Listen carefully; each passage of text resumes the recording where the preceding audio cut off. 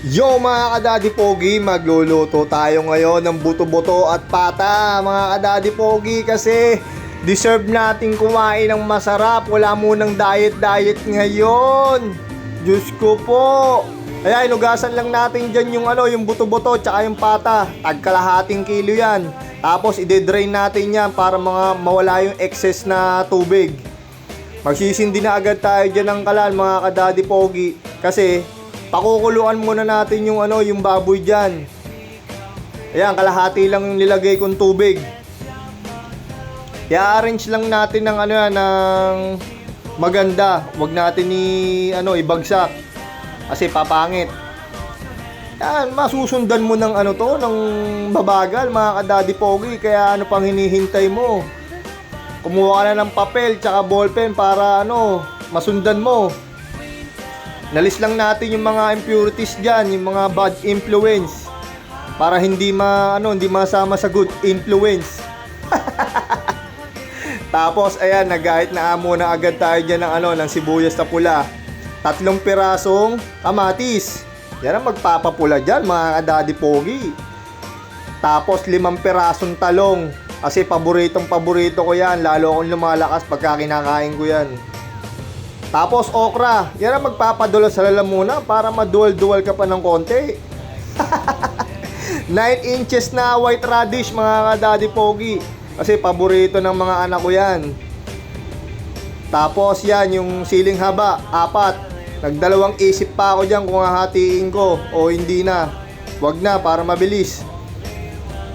Tapos tuturuan ko kayo ng diskarte ng paghihiwa ng sitaw. Tignan nyo, pantay-pantay yan mga kadadi pogi. Siguro mga lang yan, 1 each and a half. Yan, may matututunan ka na naman kay Daddy Pogi. Kaya dapat lagi mong pinapanood yung mga video natin. Tapos yan, titimplahan natin dyan yung baboy ng asin. Susunod na agad natin dyan yung sibuyas na pula para magkalasa. Mabango yan mga kadadi pogi. Tapos ayan, yung kamatis, yung 4 na siling haba, para may anghang na yan habang pinakukuluan. Habang kumukulo yan mga kadadi pogi, ayan, naglagay na tayo ng pampalasa. Gabi yung gamit ko dyan mga kadadi pogi, hindi yung original, para malapot-lapot yung hihigupin natin sabaw mamaya. After nyan, syempre yung sitaw na pantay-pantay. Tingnan nyo naman, pantay-pantay, walang maliit, walang malaki. Yung okra mga kadadi pogi, pa yan ang magpapadulas.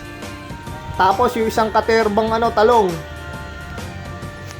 Hahalo-haluin lang natin yan mga kadadi pogi.